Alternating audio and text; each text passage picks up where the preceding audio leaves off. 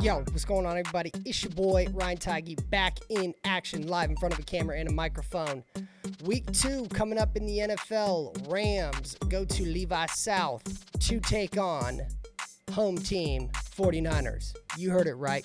Some things to talk about, quick updates, just so you guys are informed as we head into week 2 with the Rams versus the 49ers. Let's get it going.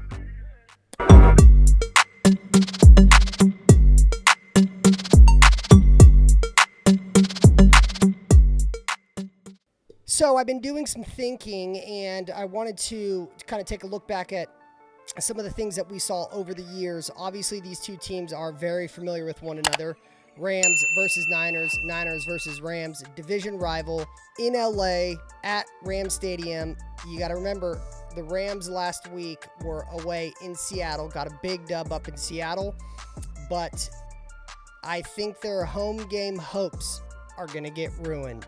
49er fans often call SoFi Stadium, can't spell SoFi without SF, aka Levi South. So I think there's going to be a shit ton of Niner fans there. So I'm excited to see the red in the stadiums and the Rams, per usual, having to go on the silent count. But not to get away from that. So some updates I think that are important to know. Obviously, everyone knows Cooper Kupp is out. The dude's on IR, so they will be without Cooper Kupp. Some interesting ones that I looked at. So naturally, I don't think any of us were familiar with a dude they drafted, Puka. He was a wide receiver. The dude balled out last week. Well, he is a wide receiver. He is questionable coming off his game where he was targeted 15 times, got 10 receptions for a total of 119 yards. So he is questionable, which is not good for the Rams, especially considering I think we're healthy for the most part, outside of a minute injured player. I don't even know if that's the right term, minute, but Womack got placed on IR, I believe, or is going to be on IR. But that's neither here nor there. They also, looking at the injury report heading into week 2 ahead of the 49ers-Rams game, Russ Yeast, their starting free safety, he is also somebody that is questionable. Again, point goes to the 49ers on that, as I believe the Rams are already going to struggle hard enough as it is on defense, just because we got a bunch of fucking dogs, and we all know that. Then the last player, it looks like Ernest Jones, left inside linebacker, starting inside linebacker. He is questionable as well for the Rams. So the Rams dealing with some potential early banged up players, which, you know, whether they have them, whether they don't have them, I think the Niners should take care of business going into Levi South. Now, when we look at game plan, some things that we obviously know, just being familiar with one another, the Rams defensive coordinator, Raheem Morris, he's been there since 2021, I believe. So Shanahan, very familiar with him very familiar with Shanahan. One of the things that I've heard a few people talk about, but I think it's important to emphasize, is being the fact that they have Aaron Donald. We all know potentially the best defensive tackle ever to play the game. Still, a fucking dog that is going to be hard to deal with, regardless of what team you are around the NFL. Well, one thing that we've seen them do before in terms of strategy is they will move him around. Typically, he will play the D tackle spot. He can line up on the right or the left, in the middle, or he's actually gone out to defensive end when they see an advantage of him potentially getting to the quarterback earlier. So we have seen Aaron Donald move out to D end, which I believe is something that they are going to do. He's not going to obviously play there all game. He'll mostly be in the middle on the right or left side. I think he's going to shade on our right side offensive line, which was obviously our biggest weak point, I think, out of our entire team, just because we have McKivitz as well as Burford there on the right side, so his left side. So I think he'll be lined up over the guard being Burford, and then he will also push out to defensive end to get one-on-ones with McKivitz, because we saw, and they have tape on it obviously, about what TJ Watt was able to do going against McKivitz. McKivitz wasn't the best at stopping him, and he got 3 sacks, 2 forced fumbles. Not great. So I think we'll see that on the Rams side, defensive side. Now, I know that Kyle Shanahan is obviously probably already anticipating that, knowing that they'll see our right side of the offensive line as a weakness. So I think we'll see Kittle obviously line up along on that side. Juszczyk coming out of whether it's a staggered I formation or kind of lining up in that dog right or strong right position on the right side to help chip, and just we need to put bodies on him. They also, I forget the dude's name, but they have apparently a dude that made quite the buzz. He's their other defensive end. Their left side defensive end is a monster, and the dude's got like a 4.4 speed coming out of the draft as a defensive end. So we're going to have our work cut out for us. I don't think on the left side that they're going to try too many cute things or moving players around, because we got the fucking gorilla, Trent Williams and Aaron Banks there that hold that line, solidify that line. So Brock Purdy's just got to fucking keep his head on a swivel, which hopefully he can do, and then use his athleticism, move up in the pocket when he feels the pressure, or do his little spin dance like he did last week when he felt, I think, Mika Fitzpatrick coming free and was able to dance around him, get the ball to Debo, bada bing, bada boom. So right side of the offensive line is going to be an emphasis that I'm concerned about, but hopefully we have a game plan that will handle that over the course of the game and Aaron Donald doesn't fuck up our plays too much.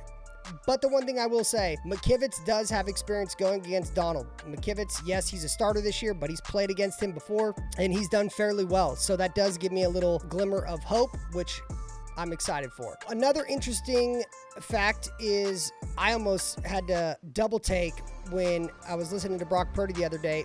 Brock Purdy has actually never played against the Rams. So I think I saw a stat, it's the first time in NFL history that like a number 1 overall pick, Matt Stafford, will be going against the last pick in the draft, which is obviously what Brock was, that it's the first time those draft pick wise are going to be playing against one another. Random fact, really, who gives a fuck?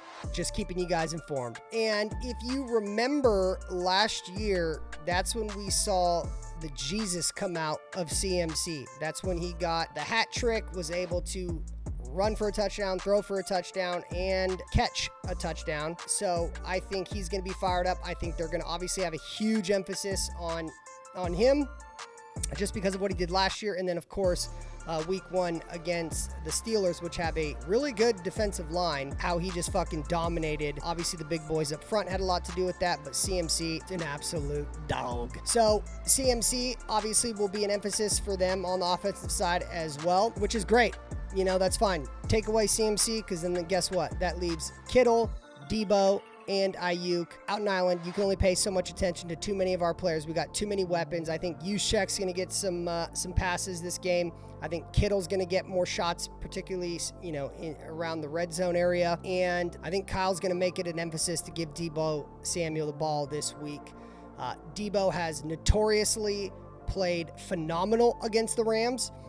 It's like every year you see his highlight tapes, it's always ones against the Rams where he takes a little screen pass, a little slant pass for like 60 plus yards, ducking and dodging, diving and weaving against their defensive players. Obviously the famous one from last year, I think it was against Jalen Ramsey, just bulldozing him, and then obviously took it to the house. So expecting a big game from Debo, so if there's any prop bets out there, might want to take a look at those. Looks like the spread is currently favoring the Niners by 7. So Niners are -7. Good line for it. I haven't quite come up with a side I want to go on that. I may just do prop bets just because I typically don't like betting the spread on the boys, the Niners. So one thing I think also that the Rams are going to do on offense, we saw it a lot last week against their game in Seattle. A lot of short passes. They're going to get the ball out quick.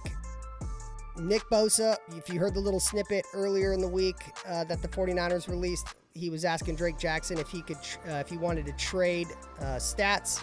So I think that was a good game that Bosa, number one, Bosa did great. He didn't show up on the stat sheet, but they had to give him so much attention that obviously it freed up other guys. Eric Armstead did unbelievable penetrating, and then Javon Hargrave is just an absolute monster. So again, they can only focus on so much more player. I think Bosa still will be that guy that they focus on just because he's the reigning defensive player of the year, and everyone in the NFL, let alone as a football fan, knows what that boy is capable of.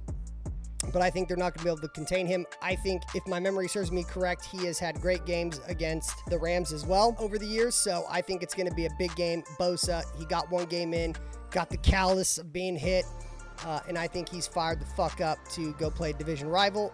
and he's even more excited just because of the fact he didn't get the stats that he was looking for, and he saw a guy who oftentimes people compare in the same peer group, TJ Watt, fuck shit up. So I think watch out for Bosa. But the reality is the Rams, I believe they're like the youngest or tied for the youngest, or they're the second youngest team in the entire NFL. They have a lot of new faces over there, so it's going to be interesting to see how all their new guys and new players face the fucking stacked 49er roster with Fred Warner leading the pack along with DJ Greenlaw. One thing about Greenlaw, I believe he was kind of nursing a hamstring, so just something to look at. Charvarius Ward always gets me worried about his flexibility. He always seems to be nursing something, but none of them showed up on the injury report, and they're ready to rock, and our team is healthy, good to go, and to dominate. The last thing is the 49ers. Don't know why this is happening, but I think it's kind of sick. The 49ers are going to be wearing their home jerseys, so they're going to be in those pretty reds for the game tomorrow, which I think is even...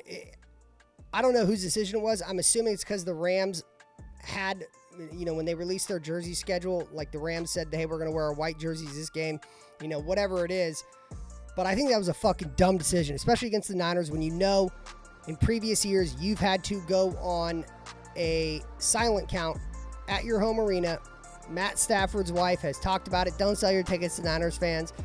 Niners fans are notorious for taking over SoFi Stadium.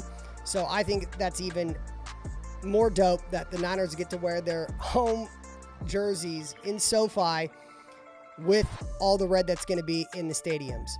I believe the ticket sales as of most recent, that they were at 68% Niners fans and 42% Rams fans. But I also know that it looks like Ticketmaster just took off they keep a couple like people trying to sell their home tickets for the home stadium.